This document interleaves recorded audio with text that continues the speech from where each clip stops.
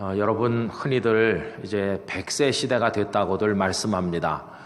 무슨 특별한 사고를 당하시지 않으면, 그리고 특별한 무슨 중환을 얻지 않으면 많은 어른들께서 그저 쉽게 80 넘어 90 넘어 장수하는 분들이 많아지셨어요. 근데 우리 국민들의 평균 수명이 굉장히 많이 이제 늘어났습니다. 그러다 보니까 전에 없던 걱정거리가 또 많이 생겼죠. 옛날에는 정년 퇴직하시면 세상을 오래 못 살고 돌아가는 분이 많으셨어요. 이제 공부를 끝내고 한 20대 후반에서 30대 초에 취직을 하면 한 30년 근무하고 한 60어간이 되면 이제 퇴직하시지 않습니까? 그리고는 이제 얼마 안 돼서들 많이 떠나셨어요, 옛날에는. 그런데 지금은 그 회사에 몸담은 기간 못지 않은 긴 시간을 정년 퇴직 이후에도 사신다는 겁니다. 그러다 보니까 이제 노후에 대한 걱정이 새로운 걱정으로 떠오르고 있는 지가 이미 오래입니다. 여러분, 이 시대가 되면 어른들에게 기본적으로 한 4가지 정도의 문제가 있어요. 하나는 건강의 문제입니다. 오래 사는 건 좋은 것 같긴 같은데 병든 채 오래 사는 거, 이건 정말 참 힘든 거 아닙니까? 두 번째는 경제적인 문제죠. 돈이 없어요. 자식들에게 다 쏟아붓고 나니까 이게 이제는 특별히 연금이 확보되어 있거나 저축이 있는 소수의 어른들을 빼고는 거의 다가 힘드십니다. 세 번째는 소일거리가 없으신 거예요. 뭐 갈 데도 없고 할 일도 없고, 이게 참 심각하죠. 그리고 마지막 4번째는 하나같이들 외로워하신다는 겁니다. 소일거리도 없어서 쓸쓸한 데다가 손자 손녀도 이제는 다 커가지고 뭐 공부한다고 바쁘지 할아버지 할머니 곁에 올 시간도 없고 또 마음도 없는 경우도 많이 있지 않습니까? 이래가지고 무척들 힘드세요. 그럼 여러분, 이 자녀들은 그런 부모님들을 어떻게 섬겨드리는 게 좋을까요? 첫째는 이제 건강의 문제인데, 여러분 음식을 잘 드시는지 자주 확인해야 됩니다. 음식 양이 줄어들면 좀 힘드시거든요.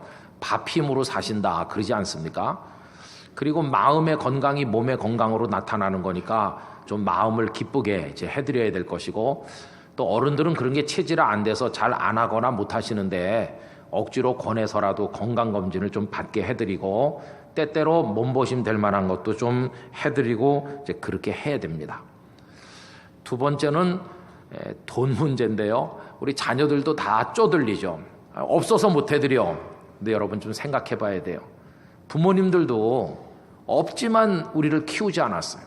없다고 밥을 안 주거나 없다고 학교를 안 보낸 게 아닙니다. 최선을 다해서 없는 중에 키우셨어요. 그러니까 자녀들은 그걸 좀 해드려야 됩니다. 그래서 부모님이 뭐 대단한 재산이 있지 않는 한 생활비도 좀 드려야 되고요.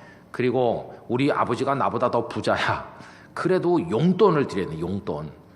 여러분, 용돈은 그 속에 메시지가 담겨 있어요. 아버지, 어머니 나 있으니까 걱정 마세요. 이런 사랑과 격려의 메시지가 그 속에 들어있는 거예요. 그리고 오늘 이 말씀을 들은 분들은 오늘 저녁에 가서 용돈을 좀 올리세요. 아셨어요? 좀 올리시라니까요. 청탁 받은 일은 없습니다. 내가 어른들한테. 그래도 좀 올리세요. 그래가지고 다음 주에 우리 어른들이 저보고 와서 아이고 목사님 덕택에 15년 만에 올랐다. 좀 그런 얘기 좀 들어봅시다. 좀 올려야 됩니다. 올려. 어른들은요, 돈 달라는 소리를 못 하신대요. 자식들은 맨날 엄마 아빠 돈 이러는데 부모님들은 자식도 어려운데 어떻게 돈을 달라고 그래. 그러니까 자식들이 알아서 좀 해야 돼요. 아셨죠? 참 또 아멘을 안 하시네. 그리고 소일거리로 좀 드려야 돼. 소일거리. 할 일이 없으시잖아요. 그러면 이제 어떻게 해야 됩니까? 우리가 해도 되지만 아버지 어머니에게 제가 바빠서 그러는데요, 뭘 좀 해주시겠어요? 이러면 내가 아직 그래도 이 집에 쓸모가 있다. 이게 굉장한 자부심이 되는데, 또 재치 있는 며느리는 어머니 김치 좀 담그실래요? 손맛이 어머니가 짱이에요. 이러면 입이 여기까지 벌어지는데 자녀들이 뭐라고 합니까? 가만히 계세요. 가만히 있는 게 도와주는 겁니다. 가만히. 이러면 죽으라는 말처럼 들리잖아요. 그러니까 좀 소일거리도 드려야 되고. 외로우시잖아요. 그죠? 외로운 분들 좀 친절하게 자주 연락을 드리는 수밖에 없어요. 뭐 다른 방법이 없잖아요. 잘 하실 거죠, 그죠? 그렇게 하셔야 됩니다. 용돈 올리시고 그렇게 하십시오. 근데 여러분, 이렇게 부모님을 성의껏 모시다가 맨 마지막에 해드리는 게 뭘까요? 맨 마지막에 그게 장례식이에요. 장례식. 아무도 원하지 않지만 지금 이 순간도 시계바늘은 돌아가고 우리 부모님들은 떠나실 날이 다가오고 있고 자녀들은 원하지 않지만 보내드려야 될 시간이 다가오고 있습니다. 그래서 자식이 부모님께 마지막으로 해드리는 일이 장례라는 생각이 듭니다. 부모님 돌아가셔서 장례하는 가정에 가보면요, 다 슬퍼하고 잘해드렸던 건 생각이 안 나고 잘 못해드린 게 막 가슴에 응어리가 맺히죠. 그래가지고 마지막으로 해드리는 건데 뭐 아끼지 말고 잘해드리자. 어머니 아버지 사진 옆에 꽃이라도 한 송이 더 꽂아드리고 싶고 조문객들 식탁에 반찬이라도 하나 더 대접해드리고 싶고 관 조금 더 좋은 관으로 수의 조금 더 좋은 수의로 이게 다 자식들 마음이죠. 왜요? 마지막이라고 생각하니까. 그래서 지극정성을 다하는 경우를 많이 봅니다. 장례해드리는 게 마지막이다 이렇게 생각을 하는 거죠. 근데 여러분, 우리가 이 마가복음을 차례차례 읽는데 오늘 참 특이하게도 오늘 본문에도 장례식 얘기가 나오고 있어요. 오늘 본문에 장례되는 분은 예수님이시죠. 예수님은 아침 9시에 십자가에 못 박히셔서 오후 3시까지 계셨는데, 그리고 숨을 거두셨는데, 그 예수님을 사랑하는 몇 사람이 거기 있지 않았습니까? 그들이 예수님을 장례하는 그 마음이 마치 부모님을 떠나보낸 자녀가 이게 마지막으로 해드리는 거야 하면서 장례하는 마음과 별반 다르지 않았을 거라는 것입니다.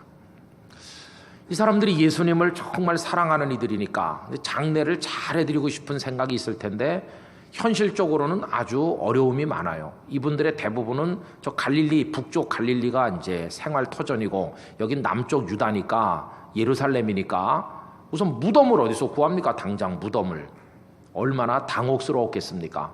그런데 뜻밖의 인물이 한 분 등장해요.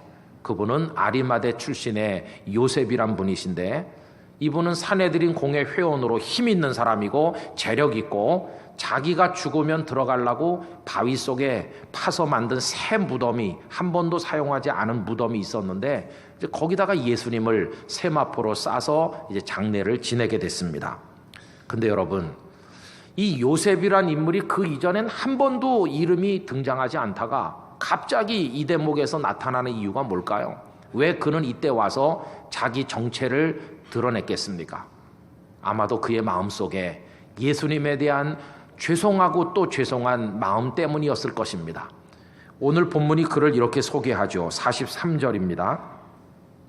아리마대 사람 요셉이 와서 당돌이 빌라도에게 들어가 예수의 시체를 달라 하니 이 사람은 존경받는 공회원이요. 그 다음에 뭐라고 했나요? 하나님의 나라를 기다리는 자라. 여러분, 이분은 로마가 유다를 식민지 통치하는 그 체제 아래 살면서도 그런대로 나름대로 괜찮은 사람이었어요. 왜? 사내들인 공회 회원으로 상당한 재력과 힘을 가졌으니까 살만한 사람이잖아요. 그러나 그는 사모했습니다. 하나님의 나라를. 로마가 지배하는 이 체계가 아닌, 이런 시스템이 아닌 전혀 다른 생명의 나라, 압박받는 사람도 없고 모두가 복을 받고 살 수 있는 하나님께서 통치하는 나라가 오기를 갈망하고 기다리는 사람이었어. 그는 어디서 이런 소망을 가졌을까요? 그가 어떤 경로로 예수님의 말씀을 전해 들었는지 모르지만 예수님을 알게 됐고, 그 말씀, 천국이 가까웠다는 말씀을 알게 됐고, 하나님의 나라를 그가 사모하는 사람이 됐어요. 그러나 자기 정체를 드러내지 못했어요. 여러 상황이 나설 수 없는 상황이었겠죠. 그는 숨어있는 익명의 그리스도인이었어요. 그러다가 예수님께서 십자가에서 숨을 거두시니까 그분의 시신이라도 장례하려면 내가 나서지 않으면 안 된다. 누가 하겠나? 이래서 자기 정체를 이제 드러내게 된 것입니다. 주님 죄송합니다.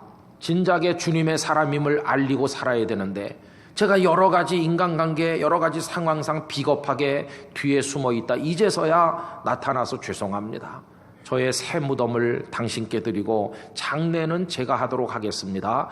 이게 죄송한 마음으로 가득했던 요셉의 심정이었을 것입니다.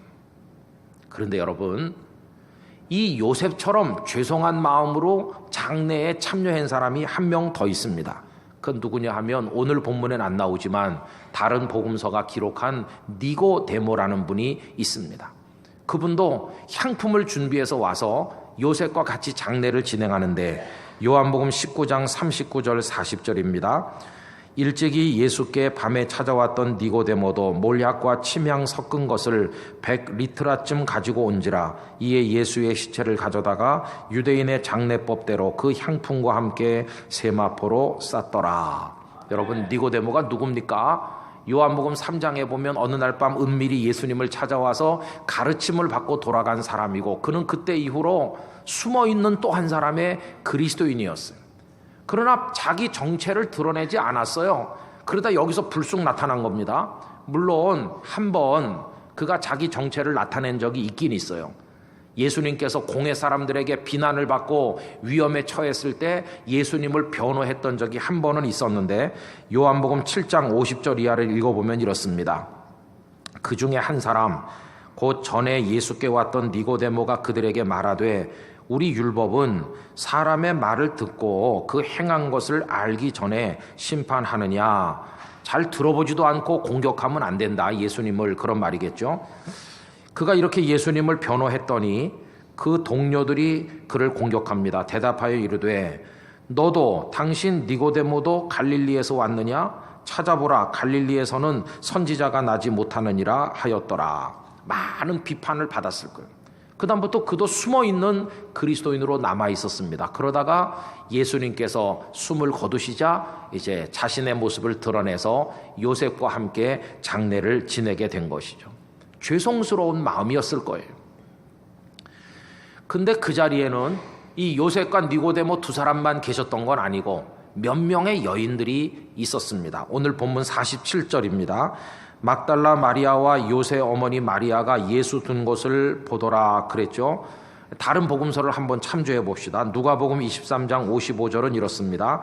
갈릴리에서 예수와 함께 온 여자들이 뒤를 따라 그 무덤과 그의 시체를 어떻게 두었는지를 보고라고 되어 있습니다. 누구보다 주님을 사랑해요.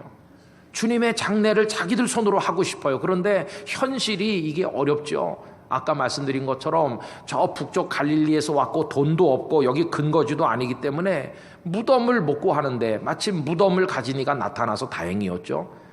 더 큰 문제는 예수님의 시신을 확보하는 겁니다. 십자가에 죽은 죄수는 그냥 갖다 버리는 게 일반적이고 시신을 받아가는 일이 이게 불가능한데 이 여인들이 무슨 힘이 있어가지고 총독에게 그 시신을 확보하겠습니까? 참 다행스럽게도 이 요셉이 사내들인 공회 회원이기 때문에 총독을 찾아가 당당하게 요구해서 시신을 받아왔길래 망정이지, 그러지 않았더라면 장례식도 할 수 없었을 뻔한 상황이죠. 그런데 이 두 분이 와서 예수님의 시신에 세마포를 입히고 향품을 바르고 다 하는 걸 보고 이 여인들은 뒤에서 보고만 있는 거죠. 그리고 따라가서 예수님이 무덤에 들어가는 걸 다 지켜보고 그 위치를 확인하고 이러고 돌아왔죠. 그리고 자기들은 늦었지만 향품이라도 더 발라드리자 이래가지고 안식일 지나자마자 가서 향품을 사가지고 밤이 지나길 기다리죠. 안식 후 첫날 새벽 이제 향품 들고 가는 얘기가 나오지 않습니까? 여러분, 이것에 관해서 마가복음 16장 1절이 이렇게 기록했습니다. 안식일이 지남에 막달라 마리아와 야고보의 어머니 마리아와 또 살로메가 가서 예수께 바르기 위하여 향품을 사다 두었다. 이렇게 기록하고 있습니다. 자, 이제 보십시오. 예수님을 장례하는 사람들, 아리마대 요셉, 니고데모, 그리고 몇 명의 여인들, 그들이 그 수고를 감당했어요. 마치 떠나신 부모님의 장례를 자녀들이 잘 모시듯 그들은 이게 마지막이다 생각하며 해드린 겁니다. 참 고마운 사람들이고 용기가 있었다고 말할 수 있어요. 여러분, 사실 이 예수님의 장례를 누가 하는 게 정상입니까? 그 제자들이 하는 게 정상이에요. 근데 제자들은 어디론가 사라져 은신하고 있고 모습을 드러내지 않으니까 전혀 뜻밖의 인물들이 나타나서 예수님의 시신을 장례하는 거예요. 요즘도 종종 그렇죠. 이 일은 그분들이 할 거야. 당연히 해야 될 상황에 있고 그분들은 믿음도 있고 책임감도 있지 않느냐 이렇게 기대하는데 정작 나타날 거 기대했던 그분들은 얼굴을 안 비치고 뜻밖의 인물들이 오셔서 무거운 짐을 감당하는 경우를 우리 요즘도 종종 보지 않습니까? 여러분, 저는 우리 땅끝교회 성도님들이 주님이 필요하시는 곳에 주님이 필요한 그 시간에 꼭 그 자리에 계셔서 그 일을 감당하는 충성스러운 주님의 사람들이 되시기를 축복합니다. 우리 그런 사람이 돼야 되는 것이죠. 자, 그런데 여러분, 이들이 이렇게 고맙고 귀한 일을 했긴 했는데 여기 짚어볼 아주 중요한 문제가 이제 드디어 등장하는 거예요. 여러분, 이들이 예수님께 세마포를 입히고 이제 향품을 발라 장례할 때 어떤 마음으로 했을까요? 어떤 마음으로? 너무너무 중요한 겁니다. 여러분, 니고데모를 예를 들면 이런 마음 아니었을까? 예수님, 저 그날 밤 찾아가서 당신께 가르침을 받았습니다. 그날 이후로 저는 당신을 저의 구원자로 믿었습니다. 당신이 이 세상에 오셨기에 이제 세상이 달라질 거라고 저는 기대했는데 그만 이렇게 끝나고 마시는군요. 십자가에서 죽으시게 될 줄은 저는 미처 몰랐습니다. 이제 제 손에 있는 건 당신의 죽음뿐이니 이제 저도 당신께 가졌던 기대가 다 물거품이 되고 이제 저의 모든 걸 내려놓습니다. 이제 제가 해드릴 수 있는 것은 당신의 시신을 장례하는 것밖에 없군요. 그러면서 우리 흔히 사람들이 하는 상투적인 표현대로 이제 여기 편히 쉬십시오.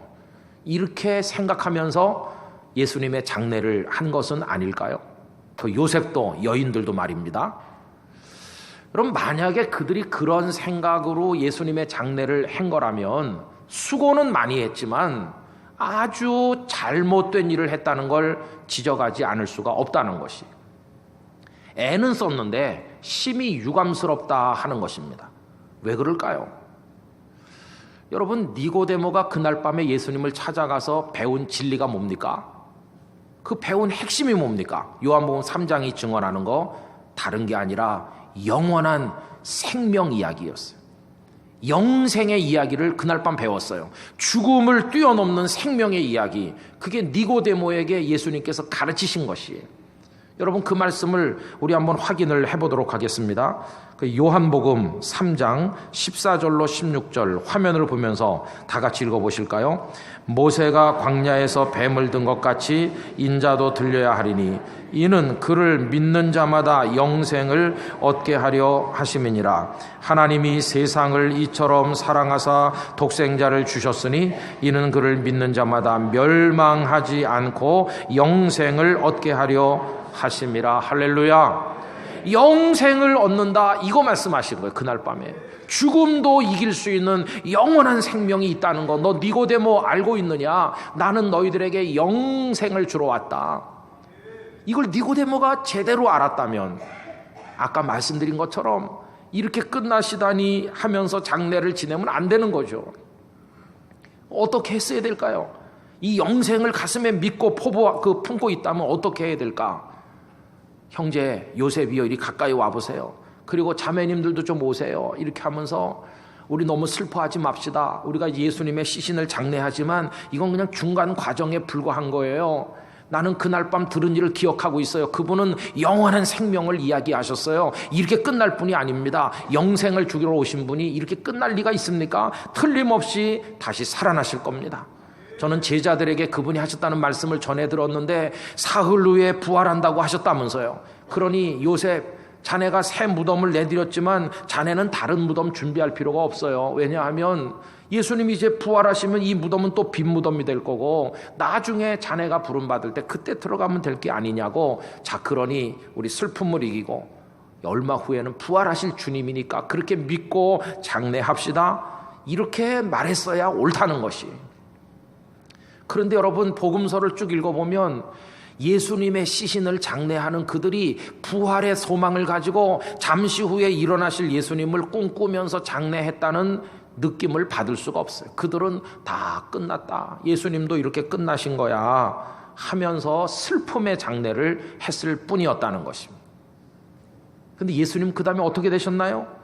그렇게 끝났습니까? 무덤에 들어가신 장례식이 그분의 이야기의 마지막 이야기인가요? 그래서 마가복음이 15장에서 대단원의 막을 내립니까? 아닙니다. 마가복음은 그 다음 한 장 더 남아있어요. 죽음 이후의 이야기가 남아있어요. 장례식 이후의 이야기가 여전히 남아있어요. 그 다음 이야기가 뭡니까? 그분이 부활하셨다는 거예요. 생명으로 등장하신 것이에요. 그리고 하늘 보좌로 승천하시고 우리의 주님이 되셨다고. 그리고 그 부활의 복음을 제자들에게 맡겨서 온 천하에 다니며 만민에게 복음을 증거하라고 위탁하신 이야기가 16장에 나오고 있다는 것이. 여러분, 기독교 복음의 핵심은 여기 있는 것입니다. 장례식으로 끝나는 게 아니라 그 다음을 이야기할 수 있는 것 복음밖에 없다는 사실을 여러분 기억하시길 바랍니다. 무덤이 끝이 아니에요. 그래서 예수님은 무덤이 끝이 아니기 때문에 무덤을 준비하지 않으셨어요. 이제 조금 있다가 부활할 예수님이기 때문에 요셉의 무덤을 이틀 밤 빌리셨을 뿐이세요. 여러분, 이 놀라운 이야기를 우리가 깨닫고 믿는 사람이 돼야 될 줄로 믿습니다. 그래서 이 여자들이 사다 준비해 놓은 향품도 다 쓸 데가 없게 됐어요. 향품 준비했다가 안 씻고 첫날 새벽 아직도 깜깜할 때 무덤에 갔잖아요. 향품 발라드리려고. 예수님이 향품 발라주길 기대하며 죽은 그대로 누워 계셨습니까? 아닙니다. 무덤 문은 굴려졌고 예수님 부활하셔서 계시지 않으니 사다 놓은 향품이 아무 쓸모없게 됐어요. 예수님은 부활하셨습니다. 영원한 생명으로 우리에게 오신 주님이신 것이에요. 지금은 하늘나라에서 여러분을 위해 기도하고 계시고 우리의 구원자가 되셨고 장차 심판주로 이 땅에 오실 것이고 만왕의 왕 만주의 주로 우리를 다스리시고 우리를 영생의 하나님의 나라로 이끌어 들이실 분이 예수님이신 것이. 장례식이 끝이 아니다, 이걸 우리가 믿는다면 우리도 그날이 다가오지만 두려워하지 말고 장례 이후의 이야기, 죽음 이후에 더 빛나는 이야기를 가슴으로 기대하는 성도가 돼야 될 줄로 믿습니다.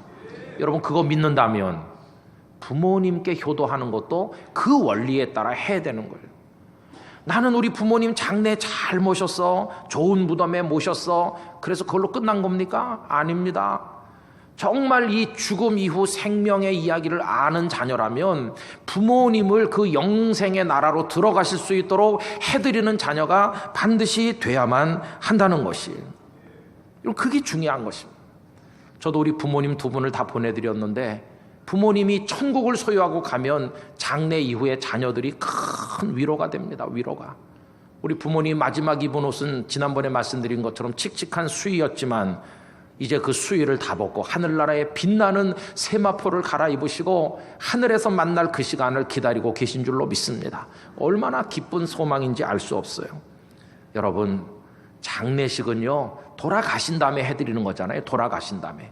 그런데 장례 이후에 영생의 나라를 알려드리는 건 살아계실 때 하는 겁니다. 건강하실 때, 그분들이 의식이 있고 들으실 수 있을 때 꼭 예배당으로 모시고 오셔야 돼요. 말씀을 듣게 하셔야 돼요. 그리고 노인대학이라도 오시게 해서 조금씩 마음이 열리시도록 해야 돼요. 그리고 여러분이 평소에 모실 때 지극정성으로 효도하셔서 내 자녀가 정말 나를 사랑하는구나 감동받게 하셔야 어머니 아버지 같이 영생의 세계를 배웁시다, 그럴 때 따라오시는 거예요. 여러분, 부모님 전도하는 일에 성공하시기를 바랍니다. 이게 최고의 효도임을 이 시간을 통해 기억하시게 되기를 바랍니다. 예수님께서 장례가 끝이 아니고 그 다음 세계가 있음을 보여주셨다면 우리 부모님 70년 80년 사는 세월보다 1000배 10,000배 영원한 시간이 있음을 우리가 안다면 꼭 우리 부모님을 천국으로 인도하기 위한 사랑의 수고를 감당하셔야 되지 않겠어요? 그 최고의 효도를 열매 맺게 되시기를 축원합니다. 나중에 부모님이 하늘나라에 거기 가족이 되고 나도 언젠가 그 나라의 가족이 되면 하늘나라에서도 예수님 모신 천국의 가족으로 우리가 만날 거 아니겠어요? 이게 가정이 누리는 하나님께서 우리들에게 주시는 가장 놀라운 복이 아니겠어요? 우리 땅끝교회 소속된 가정들마다 이 복을 누리시기를 축복합니다. 부모님 꼭 생명의 나라로 인도하는 아름다운 자녀들이 되시기를 그래서 여러분들의 삶이 하나님의 복을 받게 되기를 주님의 이름으로 축원합니다. 다 같이 기도하겠습니다.